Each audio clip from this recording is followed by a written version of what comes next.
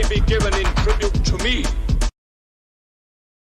Okay, so we're gonna jump into we're gonna check out a breakdown of some leaks for some Spider-Man No Way Home came out, and we're gonna cover those leaks. All right, let's jump into it. What's going on, everybody? It's Warren. Welcome back to the Cosmic Wonder, where we talk all things Marvel and MCU. Right now, I'm actually on my way to see the premiere for Venom, Let There Be Carnage. So it would be appropriate that I would talk about Venom and, of course, Spider-Man today. Today, we have details on a new scene from Spider-Man No Way Home. Some of you may have heard about this yesterday, but I can personally tell you that it fits into a real plot leak, which I am going to talk about today. You've probably heard me talk about this plot leak that has been proven to be real. This scene is actually a part of this, and in this video I'm going to be connecting the two together. Then I'm going to talk about the Spider-Man universe as a whole and talk about how it's expanding, how a new movie for the Spider-Verse is going to be coming out soon, and how Spider-Man will most likely be in that film as well. And not to mention, it does look like the Venom universe and the MCU could be one. They could actually be the same universe, and apparently we're going to figure that out in Venom Let There Be Carnage. So a lot to break down today, and if you are new and you want to stay up to date on all Spider-Man, Venom, and MCU news, be sure to subscribe and hit that notification bell so you don't miss out on any of the latest videos. So this scene is actually a very particular scene from the actual official trailer that we got. And it's interesting because people seemingly knew about this scene before we got the actual trailer, before the actual trailer was even leaked, because a few days before we got that leaked trailer. But there were some people doing designs of this scene before the trailer even came out. And now it makes sense considering the fact that we're getting a little bit more details about this scene. Somehow before this scene got out, and now we're finding out even more about it. The scene is where Peter and Doctor Strange are seemingly fighting each other. We all know of the scene where Peter Parker and Doctor Strange are on the train. Strange multiplies the train and Peter looks around kind of in shock. Now in the trailer, they seemingly begin to fight when Doctor Strange says the problem is Peter is trying to live a double life. We then see Strange kind of knock the astral projection of Peter out of his body, kind of knocks his soul out of his body. And the reason that he seemingly does this is because of what is in his hand. If you look closely at the left hand of Spider-Man, you can see that Peter Parker is holding some type of artifact. It seems to be in the shape of a cube, and it does seem to be very important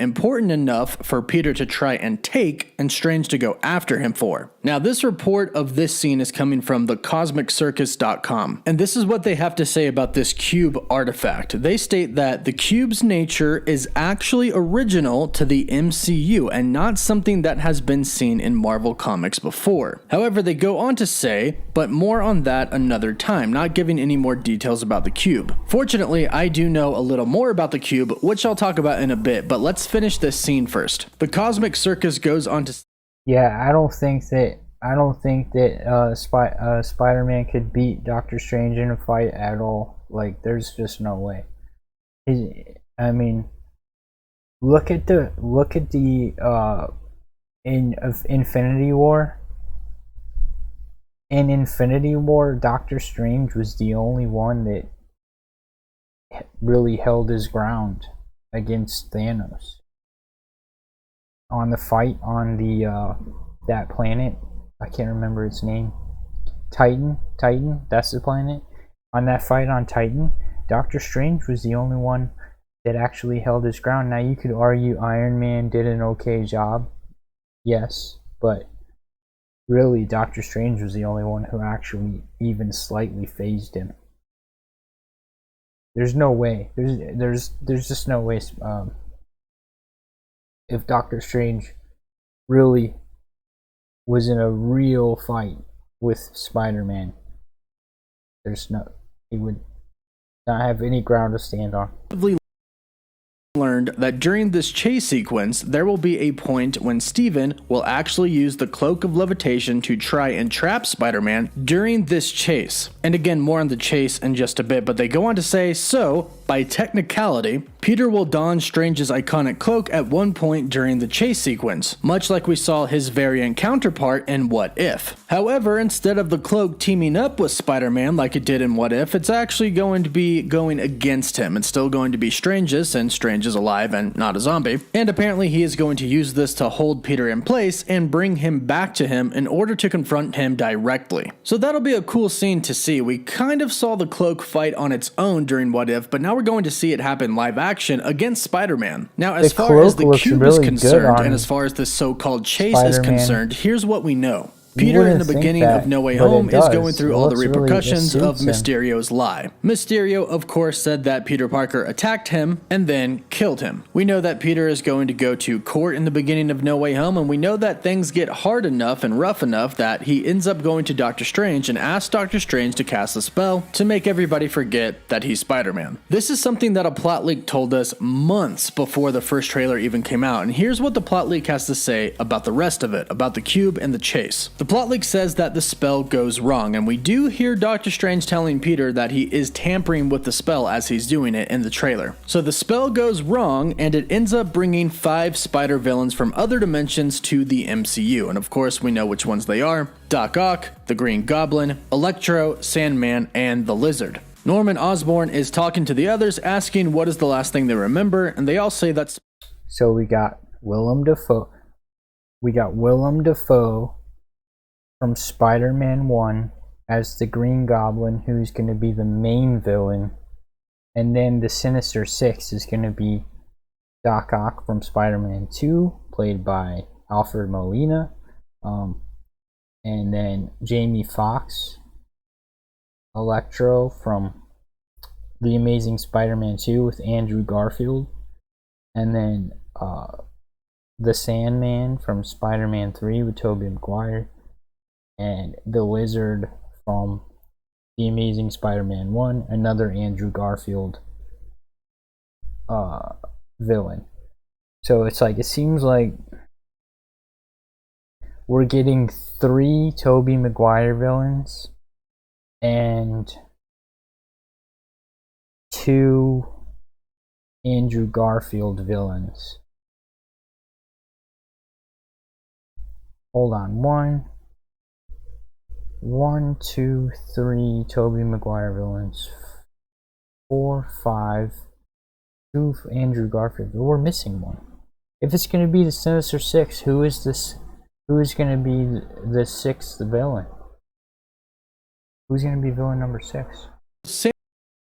Sandman didn't die, and he left on good terms with Peter Parker, so I wonder if he's taken a little bit before the good stuff happens with Peter. But basically, they're being kept in some sort of a magical prison that Doctor Strange is holding them in. Doctor Strange wants to send them back to where they came from. However, the villains argue that if they do that, they are just going to die. They're going to go back to that same exact point where they died and die. So Peter doesn't want to send them back because he feels bad that another Spider-Man kills them. And here's where things get important. It says that Norman Osborn manipulates Peter Parker into releasing the villains. And from here, Peter fights Strange and breaks the key, which is a cube that held them captive, and the villains are now free. So this scene that we are apparently going to be seeing right here is this scene. The scene where Doctor Strange kind of does that astral projection knock, where Peter is holding the cube, is most likely this scene. Now, it does say that when the villains break out, they start to terrorize New York. And one would think that if they got loose in the Sanctum, Strange could have some type of procedure or measurements in place for defensive procedures to stop them somehow from getting outside of the Sanctum. However, since the key is apparently what is holding the villains captive, it is a possibility that they could actually be inside of that cube, because they are outside in this scene, and if the cube breaks here and it's holding them, that could be how they get released into New York. We'll have to wait and see, but it does right now seem like the key is some sort of a prison, or the key to a prison. And it seemingly is going to be an MCU proprietary artifact, so I am very curious to learn more about this. And I'm also very curious to see how this universe connects to Venom, because according to some recent reports, the Venom Sony universe and the Spider-Man MCU universe are the same. They're not different. Now, this is kind of contradictory to what we knew in the past, but keep in mind that Sony did just change their universe's name. It used to be the SPUMC, the Sony Picture Universe of Marvel characters, but now it's simply Sony Spider-Man Universe. Why the change right before Spider-Man No Way Home and Venom Let There Be Carnage come out? This has been expected for a while, but now it's getting a little bit more real the closer we get to Venom Let There Be Carnage. And according to a recent report from Deadline on their Hero Nation podcast, they said two things. Firstly, Venom is reportedly expected to connect to the MCU version of Spider-Man. And secondly, a new Sinister Six film is apparently going to be off the ground pretty soon. At least that is Sony's goal. Now, as far as connecting Venom to Spider-Man, there are rumors about a post-credit scene in Venom Let There Be Carnage that does exactly this, connect Venom to the MCU. That will obviously have to wait until we actually see the post-credit scene, but as far as a Sinister Six film is concerned, we do know that they tried to make one in the past before. They had a director planned and everything for it. However, it didn't get made. But recently...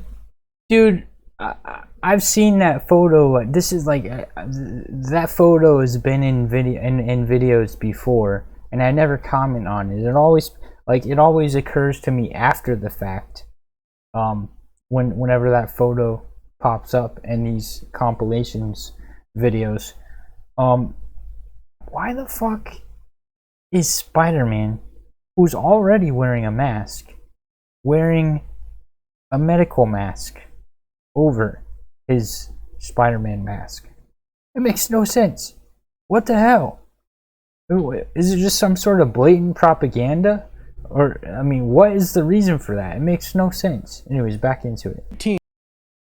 Spider-Man franchise producer Amy Pascal teased the eventual formation of the Sinister Six, telling us that all of the villains have actually been introduced in the last two Spider-Man films, Spider-Man Homecoming and Spider-Man Far From Home. Now, since we are getting a different Sinister Six in Spider-Man No Way Home, those plans could have changed a little bit, but it does still look like an actual movie just focusing on the Sinister Six is going to happen eventually at some point in time, which makes us wonder, are these villains going to die in this universe? Are they going to go free? What exactly is going to happen? We'll have to wait till No Way Home to find that out, but this could come as good news to some fans because a lot of people want to see just one Peter Parker, Tom Holland's Peter Parker, go up against the Sinister Six without any help from the other two Spider-Man or Doctor Strange or anybody else. A lot of people really just want to see Spider-Man on his own for once. But let me know what you think about all of this in the comments down below. What do you think about the scene, and are you excited for the Venomverse to finally connect to the MCU? Let me know, and don't forget to like this video, and of course for live updates you can always follow me on Instagram and Twitter, and as always, thank you all so much for watching.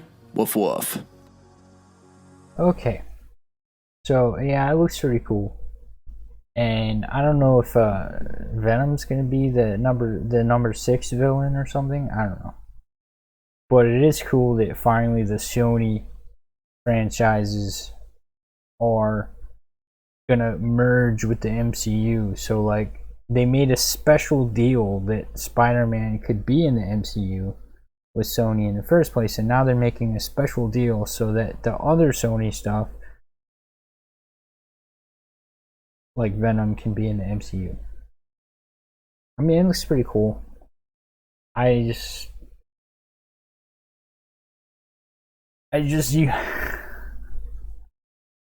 movies, man. These movies. Anyways, on to thanks for watching. Talk to you in the next video.